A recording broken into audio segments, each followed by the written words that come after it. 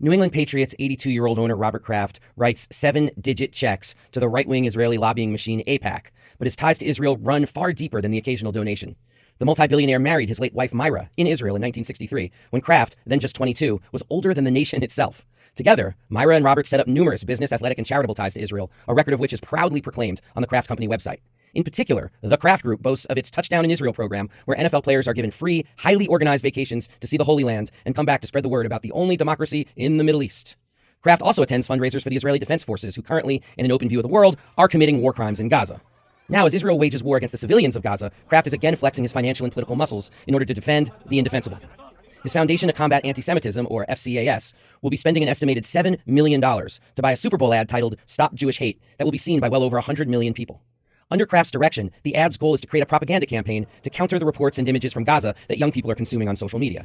Without a sense of irony or the horrors happening on the ground, Kraft says he is giving $100 million of his own money to the Foundation Against Anti-Semitism because hate leads to violence. For Kraft, it is Jews like myself, rabbis, and Holocaust survivors calling for a ceasefire and a free Palestine that are part of the problem. And Kraft seems to think that opposition to Israel, the IDF, and the AIPAC agenda is anti-Semitism.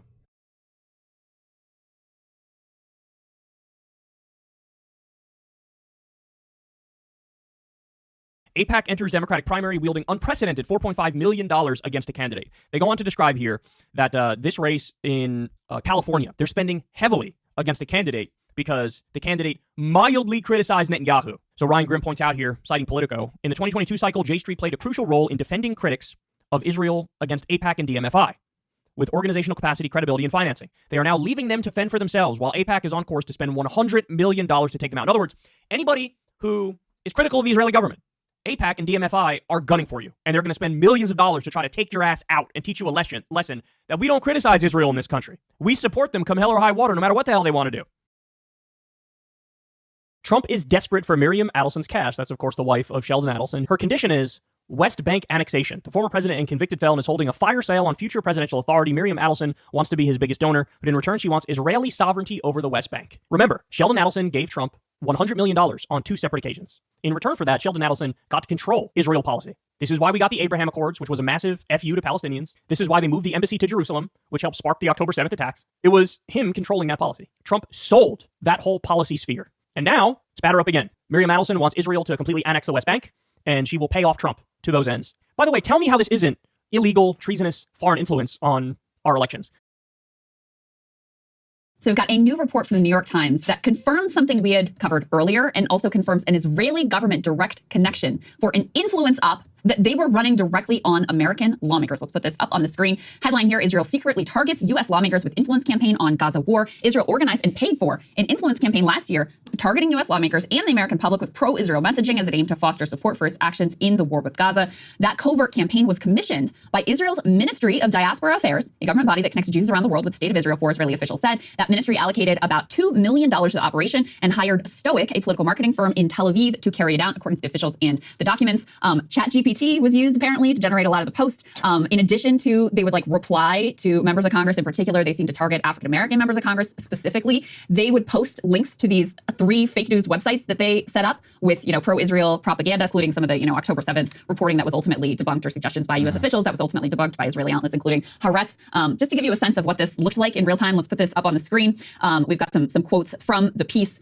Dozens of Israeli tech startups received emails and WhatsApp messages that month inviting them to join urgent meetings to become digital soldiers for Israel during the war, according to messages viewed by the Times. Some of the emails and messages were sent from Israeli government officials. Others came from tech startups and incubators. They would comment on anti-Semitism on college campuses in major U.S. cities.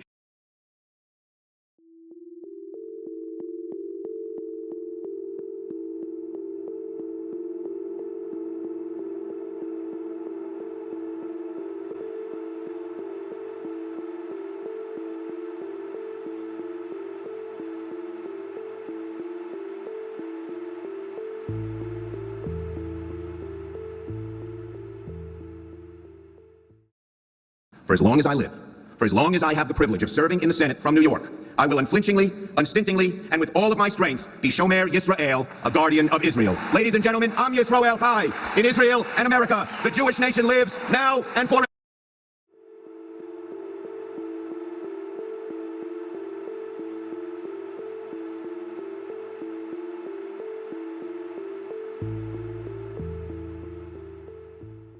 Republicans propose national health care program, but only for veterans of the IDF. So if you join up to be in a military that's committing a genocide, then we'll give you the free health care. If you work for a living, if you have 2 jobs or 3 jobs, you could fuck off. If you want free health care, sign up to go help with the genocide overseas.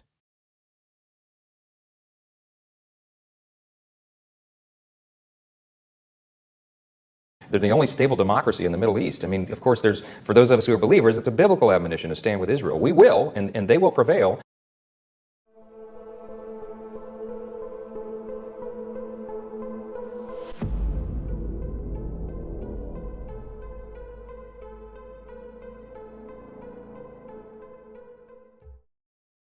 Secretary Blinken has specifically accused China of genocide for its treatment of the Uyghurs, but Blinken didn't point to any mass killing there. According to Euromed Monitor, 4% of the entire population of the Gaza Strip is now dead or injured. In just 90 days, 65,000 tons of munitions have been dropped on the Gaza Strip, 3 times what was dropped on Hiroshima. You have evidence of industrial-style killing. The South African legal team presented 20 minutes straight of statements on the record by Israeli leadership expressing the intent to commit genocide, for example, referring to the Palestinian population as Amalek. So how can you explain this discrepancy between Secretary Blinken accusing China explicitly of genocide with no mass killing, presenting no evidence of the mass killing of Uyghurs, and then dismissing out of hand the potential that Israel could be committing genocide in the Gaza Strip, calling it unfounded? How do you explain this discrepancy? The same way that I just explained it to your colleague who asked essentially the same version of your question, which is that each conflict is different, but we again feel that these allegations that Israel is committing genocide are unfounded.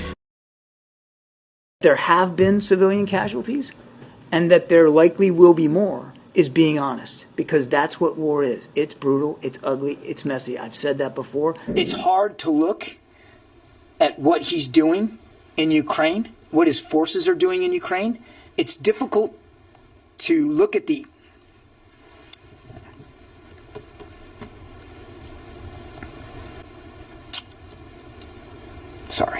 It's difficult to look at some of the images and imagine that any well-thinking, serious, mature leader would do that.